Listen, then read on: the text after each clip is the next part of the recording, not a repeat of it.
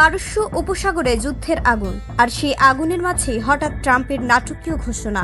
Hormuz সামরিক অভিযান স্থগিত শান্তির ইঙ্গিত, নাকি আরও বড় ঝড়ের পূর্বাভাস? একদিকে ইউনাইটেড স্টেট এর রণতরীর উপস্থিতি, অন্যদিকে ইরান এর ড্রোন ও ক্ষেপণাস্ত্র হামলা, সব মিলিয়ে পার্সিয়ান গালফ এখন চরম উত্তেজনায়। এই অবস্থাতেই হোয়াইট হাউস থেকে আসে বড় ঘোষণা। ডোনাল্ড ট্রাম্প জানিয়েছেন, হরমুজ প্রণালীতে পরিচালিত বিতর্কিত সামরিক অভিযান প্রজেক্ট ফ্রিডম সাময়িকভাবে স্থগিত করা হচ্ছে। নিজের প্ল্যাটফর্ম ট্রুথ সোশ্যাল এ ট্রাম্প দাবি করেন, পাকিস্তান সহ কয়েকটি মিত্র দেশের অনুরোধ এবং ইরানের সঙ্গে সম্ভাব্য চুক্তির অগ্রগতির কারণে এই সিদ্ধান্ত নেওয়া হয়েছে। তবে তার বক্তব্যে পরিষ্কার ছিল, যুক্তরাষ্ট্র এটিকে পিছু হটা নয়, বরং কৌশলগত বিরতি হিসেবে দেখছেন।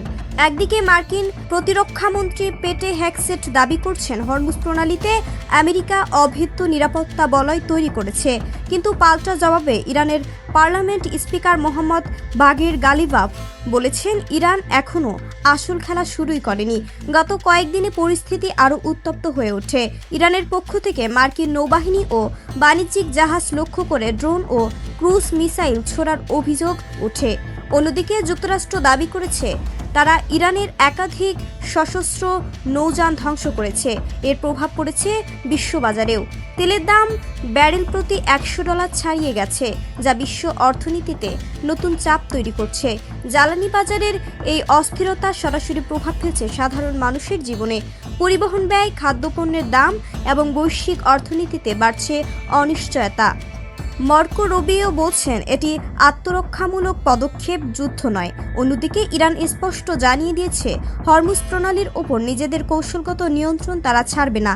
এরই মধ্যে আব্বাস আরাগচি চীন সফরে প্রস্তুতি নিচ্ছেন, আর শেহবাজ শরীফ দুই পক্ষেই কূটনৈতিক সমাধানের আহ্বান জানিয়েছেন। তাহলে প্রশ্ন এখন একটাই, এই সাময়িক বিরতি কি সত্যি শান্তির পথে প্রথম পদক্ষেপ, নাকি আরও বড় সংঘাতের আগের নীরবতা?